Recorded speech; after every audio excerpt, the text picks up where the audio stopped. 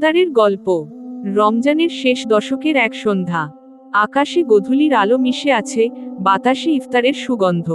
ঢাকার ব্যস্ত একটা গলিতে ছোট্ট এক চায়ের দোকানের সামনে বসে আছে আব্দুল মালেক। বয়স 60-এর কাছাকাছি, পাকা দাড়ি, চোখে চশমা।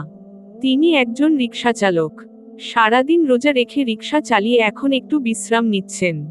ইফতারের অপেক্ষা। মালেক সাহেবের সামনে একটা থালা, তাতে খেজুর, ছোলা, মুড়ি আর একটা কলা।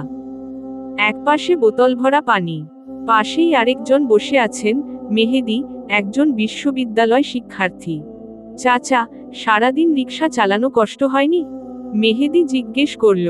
মালেক হাসলেন। আল্লাহ শক্তি দেন বাবা। কষ্ট তো হয়, কিন্তু মনে শান্তি পাই। এই রোজা আমার গরিবীর মধ্যেও আনন্দ দেয়। একটি অভাবনীয় প্রস্তাব। কথার মাঝে আজানের ধ্বনি শোনা গেল। মালেক দোয়া পড়তে পড়তে ইফতার করলেন। মেহেদীও করল। ইফতার শেষে মেহেদী পকেট থেকে একটা খাম বের করে বলল, চাচা, এটা আপনার জন্য। এটা কি? মালেক অবাক। আপনার জন্য একটা উপহার। মালেক খাম খুলে দেখলেন 5,000 টাকা। এত টাকা!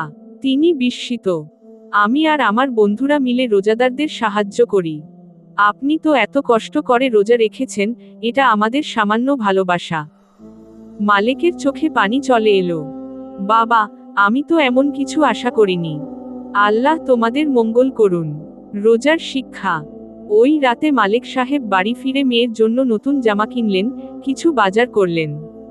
তিনি সেজদায় পড়ে আল্লাহর কাছে কৃতজ্ঞতা জানালেন। রোজা শুধু আত্মসংযম নয়, এটি মানুষের মধ্যে ভালোবাসা ও সহানুভূতির সেতুবন্ধন তৈরি করে।